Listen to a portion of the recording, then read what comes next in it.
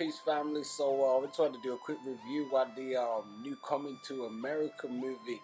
Now I know there's a lot of mixed reception out there for this movie, and I didn't want to let that ruin it for me. You know, I watched the trailer a few months back, and initially I was going to do a reaction to the trailer, but I thought the time had elapsed, so I thought, you know, let me just wait till the movie comes and I'll do a review for it. So very impressed. You know, I was impressed with it, despite the negative reviews and stuff like that. Like I said, there's been quite a positive reviews and stuff too. I was, you know, laughing my ass off through the whole movie pretty much from start to finish, and it wasn't like forced laughter. It was actually funny scenes.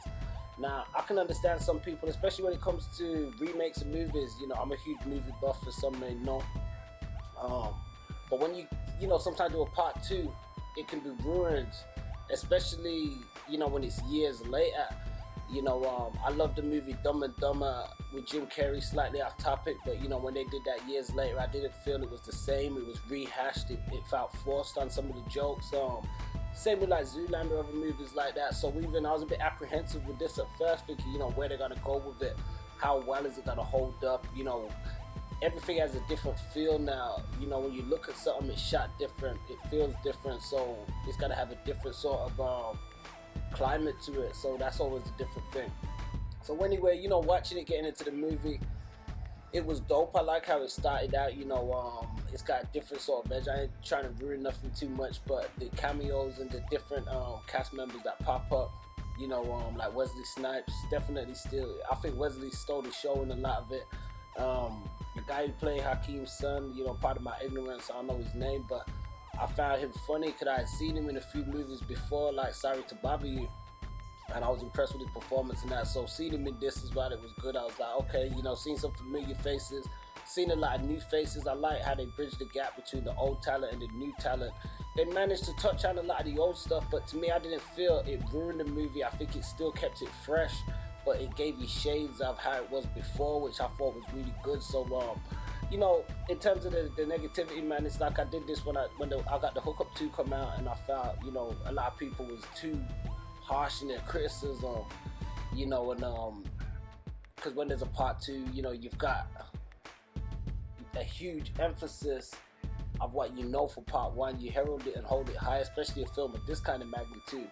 But what we gotta understand is a lot of us who watched it, you know, in the 80s, 90s or whatever, the film came out in 88, so you know, years have passed since then, you know, and there's a whole new generation of film watchers and film goers and stuff like that now, and they want to see something different, and not just something different, something that appeals to them, something they can understand. If it, you know, it's like you being, when you was younger, watching an old black and white movie or something, yeah, you can watch it, but the climate of it's different, so it needs to attract to the climate that we're living in now, just like this, how it's shot, how it feels. I like how they really expanded into the world of Zamunda. You know, we saw a little bit of it before, but then, you know, predominantly in Queens.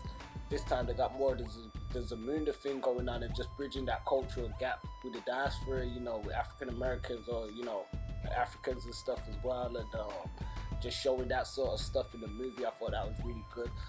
Eddie Arsenio, you know, great performances and stuff. You know, once again, they're a lot older.